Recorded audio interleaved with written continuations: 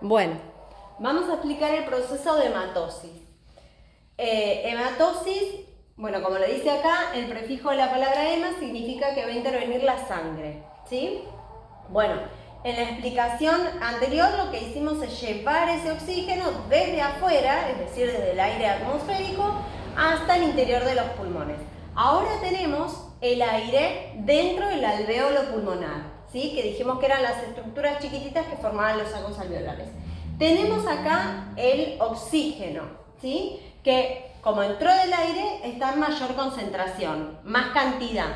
Entonces lo que sucede es que como acá hay más cantidad de oxígeno que en la sangre que viene de todo el cuerpo, lo que va a tender el oxígeno a hacer es pasar desde el alvéolo al capilar sanguíneo, es decir, al vaso sanguíneo chiquitito que rodea el alvéolo, de mayor concentración a menor concentración, ¿sí? A su vez, la sangre trae un montón de dióxido de carbono, que es el producto de desecho de la respiración celular, es decir, cuando realizamos la respiración celular para obtener energía, lo que sucede es que eliminamos un producto de desecho que es el dióxido de carbono y que es tóxico para el cuerpo, por lo tanto debe ser eliminado. Entonces, lo que sucede es que la sangre trae un montón de dióxido de carbono que al llegar a los pulmones, a los alvéolos pulmonares, lo que va a tender a hacer es precisamente lo inverso. Si hay más concentración de dióxido de carbono en el alvéolo, en la sangre, tiende a entrar al alvéolo. Este intercambio de gases, ¿sí? El oxígeno desde el pulmón a la sangre y el dióxido de carbono desde la sangre al alvéolo, se llama hematosis, porque interviene el aire y la sangre, ¿sí? Bien. Y otra cosita, otro término que tengo que explicar es el término difusión. Difusión es el movimiento, en este caso, de estos gases, de un sitio donde están más concentrados a un sitio en donde están menos concentrados, ¿sí? Es decir, si tengo más cantidad de oxígeno dentro del alvéolo y menos dentro del vaso sanguíneo, tiende a entrar al vaso sanguíneo. Y al revés, cuando hay más concentración de dióxido de carbono en la sangre, tiende a pasar a un sitio donde hay menos concentración, que en este caso es el alvéolo. Así que estos dos gases se mueven por un proceso que se llama difusión. No quiero ser muy específica, pero en realidad es difusión simple. Bueno, ¿por qué? Porque atraviesan la membrana plasmática sin ayuda ni gasto de energía. Pero no importa. Bien. ¿Quedó claro entonces? Hematosis es el intercambio de gases a nivel alveolar. ¿De gases? ¿Qué gases? Oxígeno y dióxido de carbono. Y lo último que tengo que decir es, este dióxido de carbono, cuando está en el alvéolo, lo que va a suceder es que va a pasar ¿a dónde? A los bronquiolos, a los bronquios, a la tráquea, a la laringe, a la faringe, a las fosas nasales o a la boca. La cosa es que se libera por expiración. O sea que nosotros cuando expiramos, que es la salida del aire, lo que hacemos es eliminar gran parte de ese dióxido de carbono que teníamos en el cuerpo, ¿sí? Entonces, este dióxido de carbono lo liberamos cuando expiramos, ya está. Ahora, ¿qué sucede con ese oxígeno que entró del aire? Entonces, lo que sucede con el oxígeno es que va a empezar a recorrer nuestro sistema circulatorio, que va a ser el encargado de transportar ese gas a cada célula de nuestro cuerpo, a todas, o sea, ese oxígeno tiene que llegar a la parte más chiquitita de nuestro cuerpo, imagínense, tiene que llegar a todas las células de todos los órganos de todos los sistemas del cuerpo, a la piel, a los músculos, a los huesos, a las uñas, a todas las partes del cuerpo, porque todas las partes del cuerpo deben estar oxigenadas. Si hay células que no se encuentran oxigenadas, se mueren, porque no pueden realizar el proceso de obtención de energía. Así que acá ya tenemos el oxígeno dentro de la sangre y la sangre lo transporta hacia todas las células del cuerpo para realizar la respiración celular, ¿sí?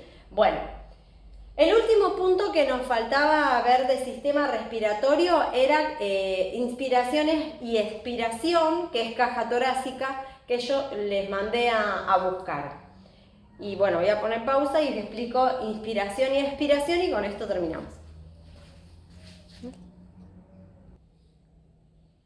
Bueno, lo último que tenemos que ver del sistema respiratorio es el proceso de inspiración y de exhalación o expiración, que es nada más ni nada menos que la entrada y salida del aire al cuerpo. Bueno, para hablar de esto voy a hablar de lo que es la caja torácica o el tórax. La caja torácica va a estar formado por las costillas, ¿sí? El año pasado vimos las costillas verdaderas, las costillas falsas y las costillas flotantes. Bueno, por delante está el hueso esternón y por detrás dijimos las vértebras torácicas. Después tenemos el diafragma, que es un músculo que está acá, en esta zona, que va a dividir lo que es el tórax del abdomen. Es un músculo muy fuerte que lo que va a permitir es el movimiento de esa caja torácica. Ahora se los explico mejor. Y después está formado también por los músculos intercostales, como lo dice la palabra, intercostales, es decir, que son los músculos que se encuentran entre las costillas, ¿sí? Si no tuviéramos esos músculos, ¿qué pasa? Que los huesos son una estructura rígida, por lo tanto no podríamos movernos cuando inspiramos y cuando expiramos, ¿no es cierto? Entonces son los músculos los que se van a contraer y relajar, permitiendo que la caja torácica aumente su tamaño o disminuya su tamaño. Y eso sucede porque, por supuesto, el aire ocupa espacio y cuando yo inspiro, es como si estuviera inflando un globo, que estoy inflando los pulmones y estoy aumentando el volumen de los pulmones. Cuando yo expiro, al contrario, reduce el tamaño de los pulmones, entonces el aire sale. Entonces, básicamente lo que sucede durante la inspiración es, primero, la entrada del aire. Entra el aire con este movimiento. Cuando está entrando el aire, ¿qué sucede? Bueno, entra el aire. Esto creo que lo tienen anotado. Entra el aire. Aumenta, ¿qué cosa? El volumen de los pulmones o el tamaño. El volumen de los pulmones, porque recuerden que acabo de decir que el aire ocupa espacio. ¿Qué sucede? Sucede la contracción de los músculos intercostales. Estos músculos intercostales lo que van a hacer es estirar de las costillas para que pueda aumentar el volumen de la caja torácica. Y el diafragma se pone en esta posición como yo dibujé acá, en una posición plana. ¿Para qué baja? Para dejar más espacio a la cavidad pulmonar, ¿sí? Entonces, diafragma que dijimos que era un músculo en posición, escribo rápido, plana, como está acá, ¿sí? Y sucede una cosa más súper importante, que es un tema de presiones. Cuando yo inspiro, hago como si fuese un vacío. Por lo tanto, la presión que tengo dentro de los pulmones, que se llama presión intrapulmonar, disminuye, ¿sí? Entonces yo lo voy a anotar así. Menor, estoy en inspiración, menor presión intra, que es dentro, pulmonar. Como yo hago como un efecto de vacío, es como que yo trajera el aire atmosférico hacia adentro de mi cuerpo. Por lo tanto hay mayor presión atmosférica, que es el aire que voy a respirar. Atmosférica. Esto es una diferencia de presiones para que pueda entrar el aire. ¿Está? Bueno, básicamente esto es lo que sucede. Se amplía el volumen de la caja torácica. Si ustedes se ponen las manos acá en las costillas e inspiran, hacen una inspiración fuerte, van a notar cómo aumenta el volumen de la caja torácica.